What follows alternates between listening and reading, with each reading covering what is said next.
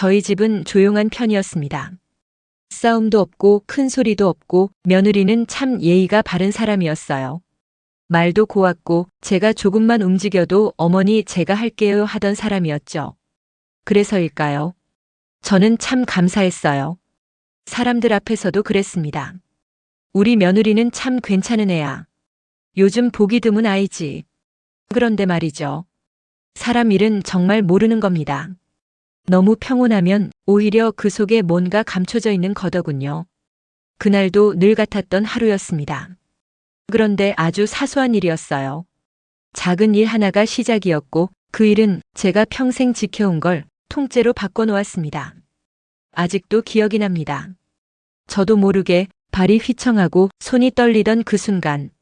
이럴 리가 없다. 설마 아닐 거야. 그런데 말입니다.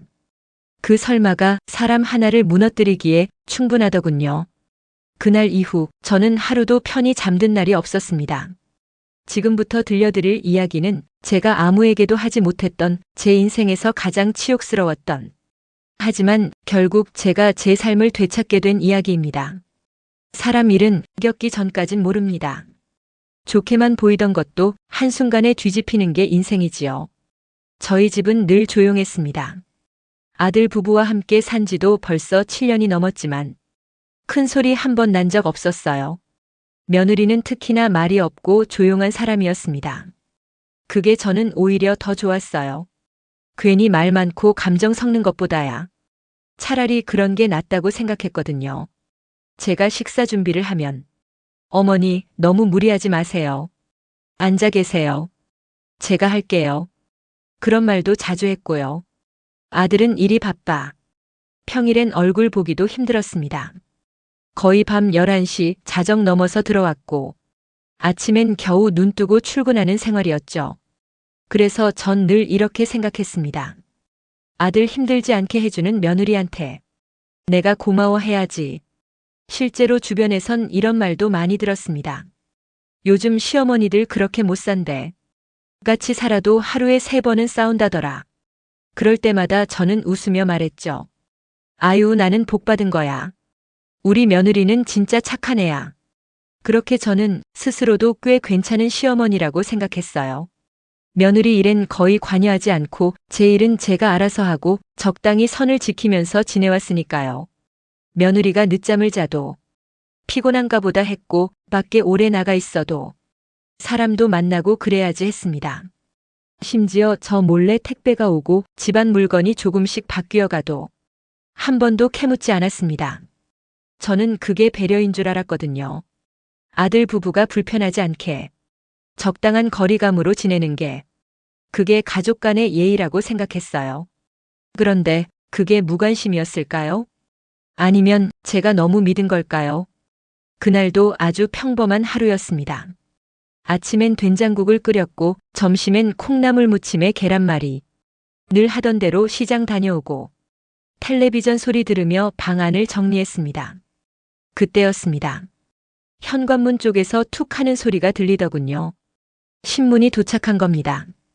전 평소처럼 복도 신문꽂이에 손을 넣었고 그날따라 봉투 하나가 없더군요. 신문 요금 봉투였어요. 그게 꼭 있어야 했거든요. 그달 고지서가 들어있는 봉투요. 며느리 방을 지나는데 문이 반쯤 열려 있었습니다. 책상 위에 신문지 몇 장이 흩어져 있길래 그 안에 있나 싶어 조심히 들어갔어요. 들어간 김에 방 안 공기도 좀 환기시키자 하며 창문도 열고 쓰레기통을 정리하는데 그 순간 서랍에서 봉투 하나가 살짝 삐져나와 있더군요. 원래 그런 걸 잘 안 건드리는 성격입니다. 하지만 뭔가 그날따라 이상하게 마음이 끌렸습니다. 신문 요금 봉투일 수도 있지 생각하며 조심스럽게 서랍을 열었습니다. 그런데 봉투에서 튀어나온 건 신문도 고지서도 아니었습니다. 얇은 종이 한 장, 색이 약간 누렇게 바랜 A4 사이즈의 종이였는데 상단엔 딱 3글자가 적혀 있었습니다. 위임장. 순간 손이 멈췄습니다. 이게 뭐지? 자세히 보니 그 아래엔 아파트 매매, 부동산 이전, 등기 관련 항목이 있었습니다. 그리고 발신인 즉 위임자는 제 이름이었습니다. 이름뿐 아니라 주소도 주민등록번호도 모두 정확하게 제 정보였습니다. 그리고 마지막 서명란에는 제 이름이 또박또박 적혀 있었습니다. 하지만 그 글씨는 제 글씨가 아니었습니다. 한 글자 한 글자 흘려 쓰던 제 필체와는 달리 누가 보아도 딱딱하고 익숙지 않은 글씨체였죠. 저는 그 자리에 그대로 주저앉았습니다. 숨이 막히고 손이 떨렸고 심장이 너무 빨리 뛰더군요. 순간 수많은 생각이 머릿속을 스쳐갔습니다.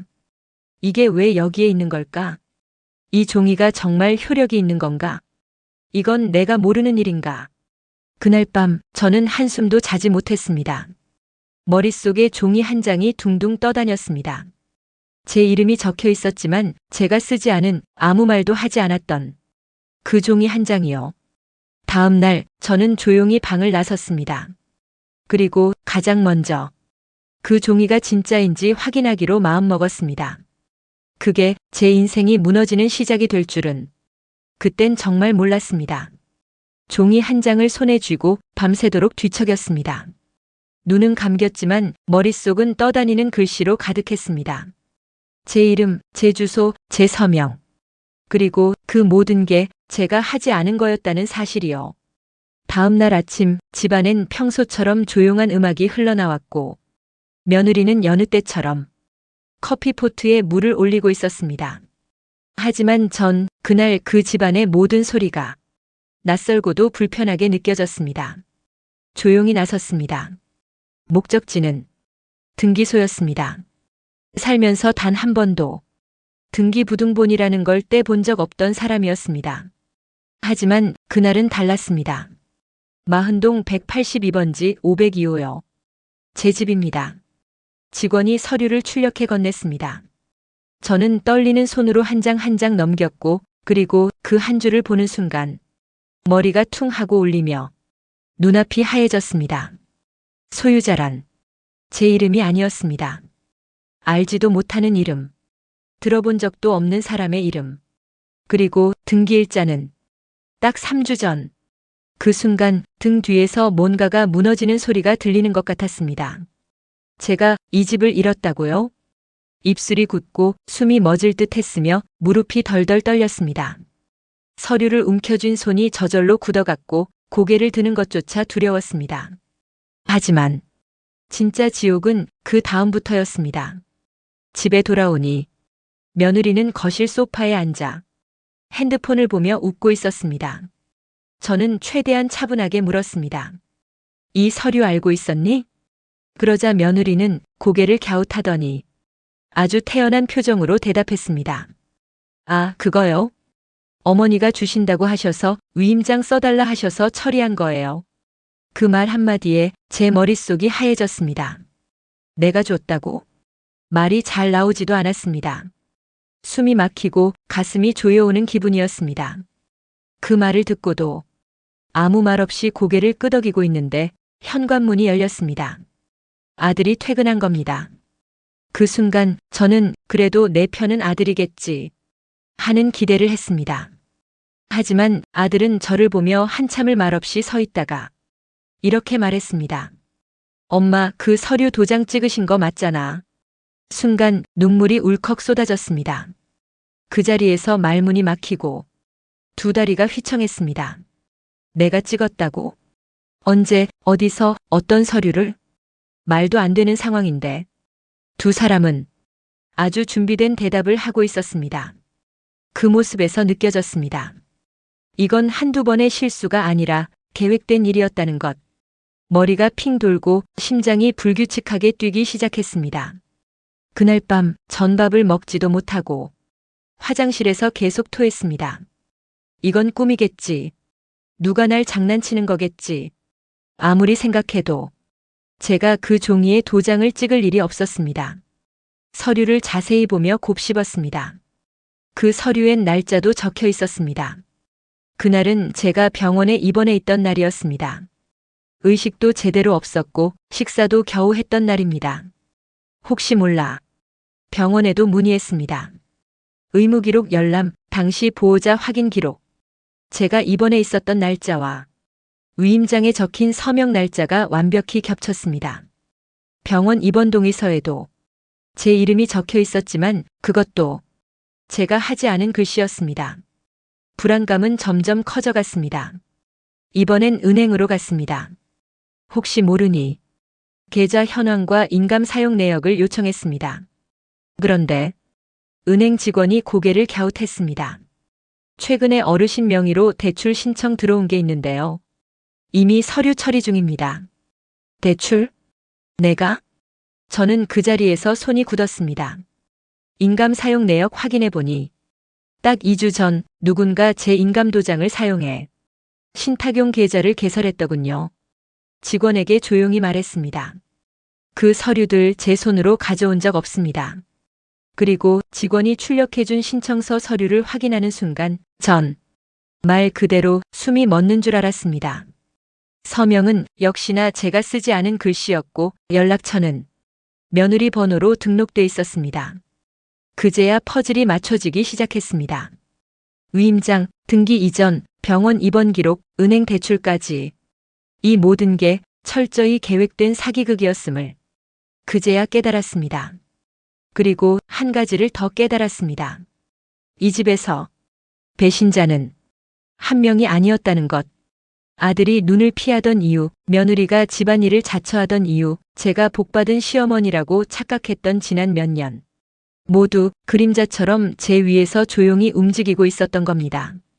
제가 알지 못하는 사이 제 인생의 밑바닥이 조용히 그리고 완벽하게 뒤집히고 있었습니다. 이야기는 이제부터였습니다. 사람이 무너지는 데엔 그리 많은 시간이 필요하지 않더군요. 등기소, 병원, 은행 모든 문서가 말하고 있었습니다. 제 이름으로, 제 도장으로, 하지만 제가 하지 않은 일들이 벌어졌다는 사실을요. 며느리는 태연했고 아들은 무표정했고 그리고 저는 그들 앞에서 무언가 끝난 사람처럼 느껴졌습니다. 며칠 동안 밥도 잠도 다 끊긴 상태에서 마침내 저는 용기 내어 다시 한번 아들에게 조용히 물었습니다. 왜 그랬니? 엄마한텐 왜 한마디 상의도 없이? 아들은 고개를 돌린 채 대답했습니다. 지금이라도 조용히 지내시면 우리가 어머니 드릴 월세 마련해 드릴게요. 그렇게 하시는 게 좋을 거예요. 그 말에 저는 피가 거꾸로 솟는 느낌이었습니다. 월세? 드릴? 그 집은, 그 아파트는 제 이름이었고 제가 일생 동안 아껴가며 지켜온 내 집이었습니다. 그런데 이제 와선 월세를 줄 테니 조용히 있으라고 말합니다. 저는 아무 말도 하지 않고 그날 밤 제 방문을 조용히 닫았습니다. 그리고 가방 하나에 속옷과 통장, 주민등록증을 챙겼습니다. 그렇게 그 집을 나왔습니다.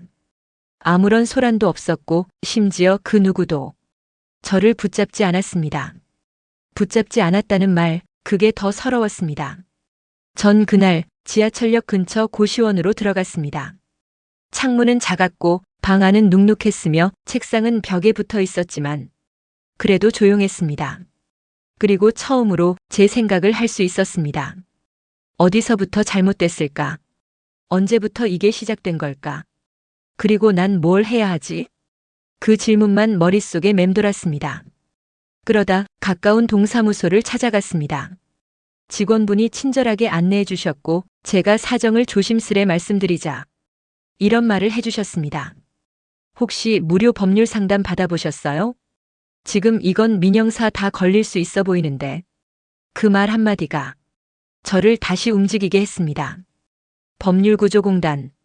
처음 들어보는 기관이었습니다.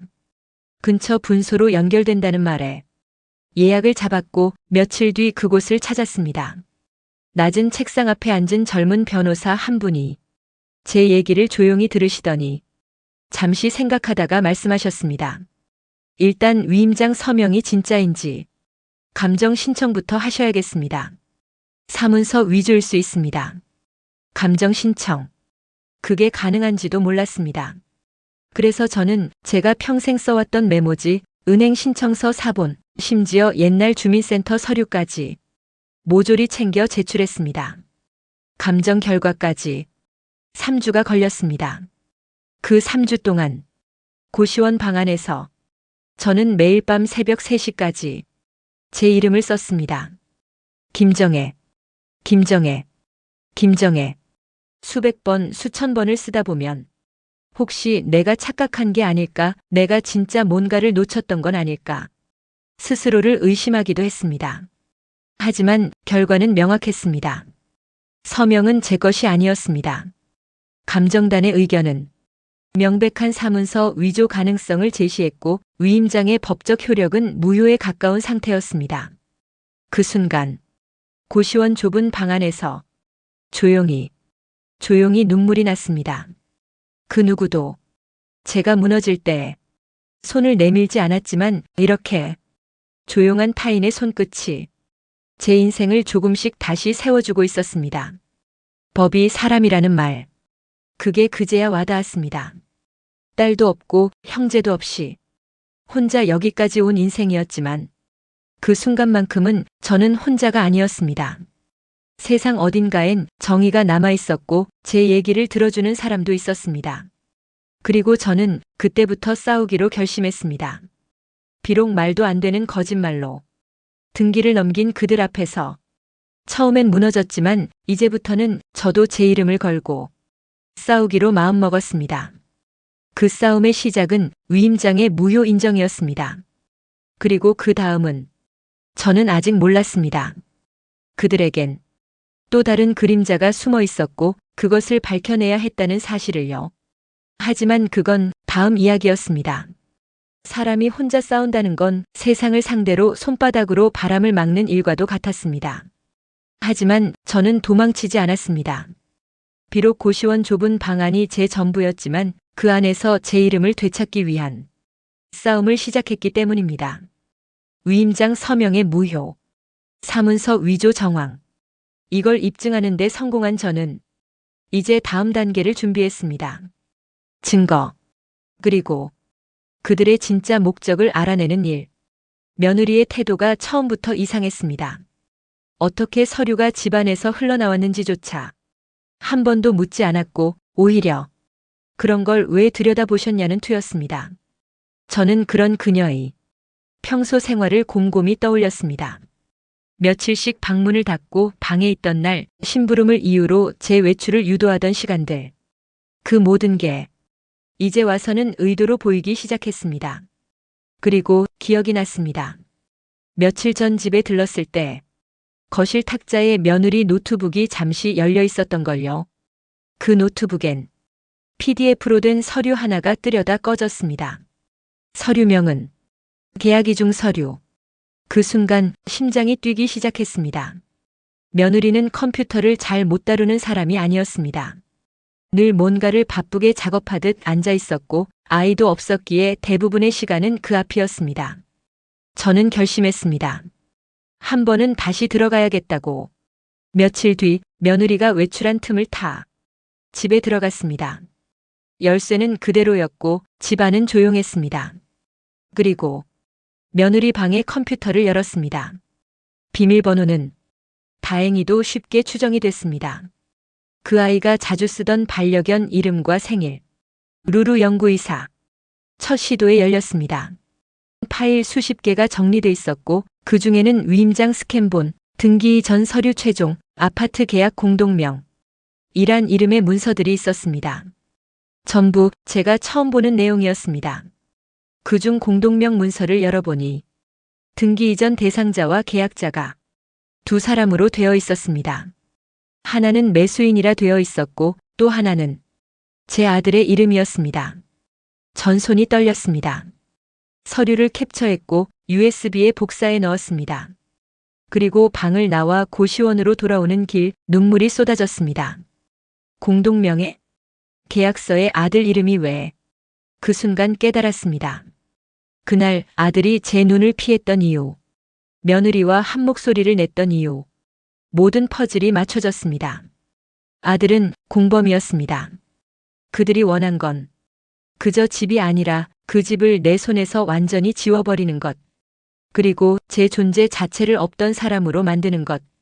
며느리는 평소 연락이 뜸했던 친구들과 종종 SNS에서 소통했는데 전 그걸 유심히 지켜본 적이 있었습니다. 그날 밤 혹시나 하는 마음에 며느리 친구 중 한 명의 SNS 계정을 찾아봤습니다. 며느리와 단둘이 찍힌 사진들이 몇 장 있었고 그 아래 이런 문구가 있었습니다. 우리 드디어 집 생겼어요. 앞으로는 월세도 안 내요. 진짜 기적 같은 일. 그 글을 읽는 순간 온몸에 소름이 돋았습니다. 며느리가 친구들에게까지 자기 집 생겼다고 떠벌리고 다녔다는 건 이미 오래전부터 계획하고 있었던 일이라는 뜻입니다. 그리고 그 SNS 글 속 태그 중엔 해시태그 우리 오빠 해시태그 든든한 지원군 이라는 문구도 있었습니다. 오빠라. 아들을 뜻한 걸까요? 그 지원군은 도대체 무슨 역할이었을까요? 며칠 뒤 법률구조공단에 USB를 들고 갔습니다. 변호사님은 제 말을 듣더니 이렇게 말했습니다. 이건 단순한 명의도용이 아닙니다. 계약이 이중으로 되어 있고 실제 매수인은 아드님 지인이라면 사기 이중 매매 가능성까지 갑니다. 그 말에 온몸이 떨렸습니다. 하지만 동시에 한 줄기 빛이 들어오는 느낌도 들었습니다. 이제 끝이 보이기 시작했다. 그들이 쳐놓은 함정 안에 오히려 그들 자신이 갇히게 될 것이다. 그 싸움은 이제 법정으로 넘어갈 준비가 되었습니다. 하지만 그 마지막 싸움을 앞두고 저는 한 가지 결심을 더했습니다. 정의라는 건 어쩌면 진실보다 더 강한 것이라는 걸 그들에게 보여주겠다고. 이 세상에 정의라는 게 있다면 그건 종이에 적힌 법조문보다도 누가 더 무너졌는가를 들여다보는 눈이어야 한다고 저는 믿게 됐습니다. 그 믿음을 안고 저는 법원으로 갔습니다. 초록색 표지판 아래 많은 사람들이 오가는 그 긴 복도에서 저는 손끝이 하얗게 질리도록 가방끈을 움켜쥐고 앉아 있었습니다. 피고석엔 제 아들과 며느리가 앉아 있었고 그 옆엔 그들의 변호인이 있었습니다. 나는 피해자고 그들은 피고인이었습니다. 처음으로 우리 가족이라는 단어가 남보다 더 멀게 느껴졌습니다. 재판장은 조용했고 공판이 시작되자 담담한 목소리가 법정에 울려 퍼졌습니다. 본건은 위임장 사문서 위조, 명예 도용, 그리고 이중계약 사기 미수 혐의에 관한 건입니다. 그 말 한마디에 제 심장은 쿵소리를 내며 멈추는 듯 했습니다. 재판은 길었습니다. 제가 제출한 증거자료, USB에 담긴 문서 파일, 며느리 컴퓨터의 문서 저장 기록, SNS 캡처본, 그리고 법률구조공단의 감정의견서까지 모두 증거로 채택되었습니다. 피고 측은 끝까지 억지를 부렸습니다. 어머니가 준다고 해서 위임장을 썼다. 서명은 본인이 했다. 서류가 정상이었다. 하지만 법은 그리 만만한 것이 아니었습니다. 법원은 감정 결과를 근거로 위임장에 기재된 서명이 작성자 본인의 필체가 아닐 확률이 높다는 감정서를 채택했고 실제 인감 사용 내역, 병원 입원 시점, 계약자 이중 기재 정황 등을 모두 종합해 판단을 내렸습니다. 본 재판부는 피고인 2명의 위임장 사문서 위조 혐의와 명예 도용, 이중 계약을 통한 사기 미수 혐의를 모두 인정합니다. 그 순간 제가 느낀 감정은 기쁨이 아니었습니다. 참담함. 그게 더 가까웠습니다.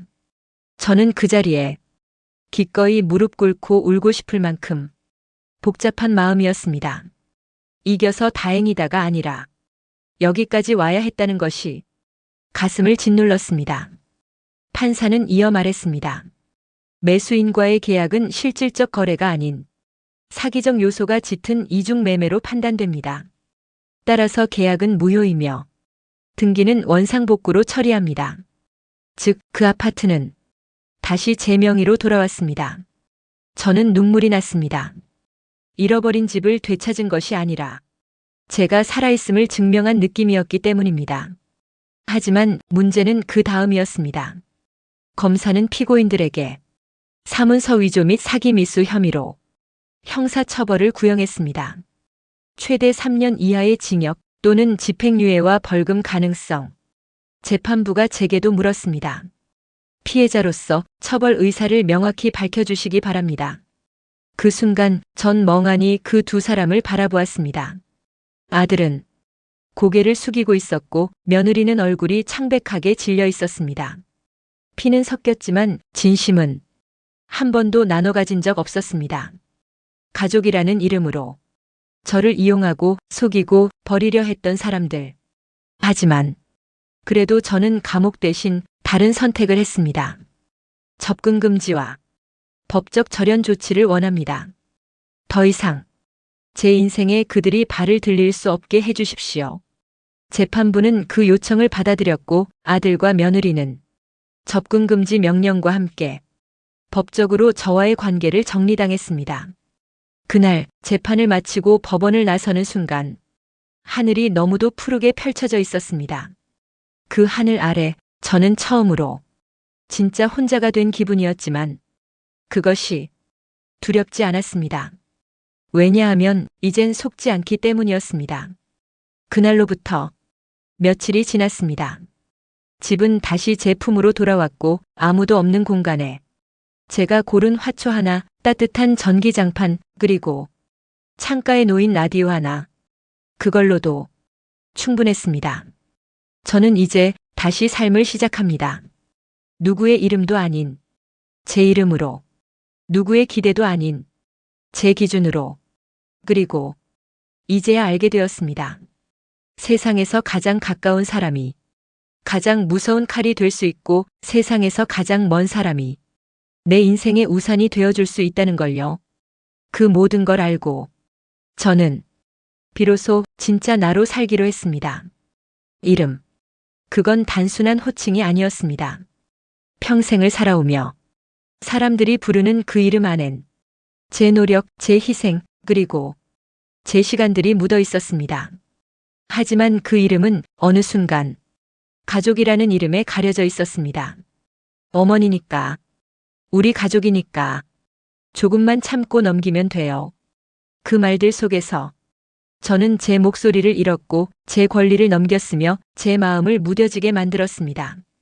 하지만 이제는 아닙니다. 이름 석자를 지켜낸 지금 저는 처음으로 나라는 사람으로 살아가고 있습니다. 그 누구의 어머니도 그 누구의 시어머니도 아닌 그저 김정혜이라는 사람으로. 요즘 저는 아침마다 거울을 보며 조용히 인사합니다. 김정혜 씨 수고 많았어요. 오늘도 잘 살아보자고요. 그 인사 하나에 참 이상하게도 눈가가 졌습니다. 이제는 집안에 누가 출근을 하는 소리도 없고 누가 퇴근을 하는 발소리도 들리지 않습니다. 하지만 그 고요함 속에서 전 진짜 제 자신을 만납니다. 혼자 마시는 국 한 그릇도 시장 골목 따라 걷는 발자국도 모두 제 몫의 시간이 되었습니다. 그리고 가끔 이런 생각도 합니다. 만약 그때 서랍 속 위임장을 그냥 넘겼더라면, 등기소에 가지 않았더라면, 법의 문턱 앞에서 포기했더라면, 지금 저는 어떤 삶을 살고 있었을까요? 어쩌면 아직도 참 복받았어라며 스스로를 속이며 살고 있었겠지요. 그러니 이 모든 건 아픔이 아니라 눈뜨게 한 계기였습니다. 배신은 슬펐지만 저 자신을 다시 만나게 해주었고 싸움은 고단했지만 제가 얼마나 강한 사람인지 알게 해주었습니다. 지금 제게 남은 건 더는 아들도 아니고 며느리도 아니고 그 집도 아닙니다. 남은 건 제 이름 그리고 제가 저 자신을 대하는 존중. 그걸 지키는 인생이면 이제 충분합니다. 혹시 지금 이 이야기를 들으며 누군가 속으로 중얼거리고 계신가요? 나도 그런 적 있었지.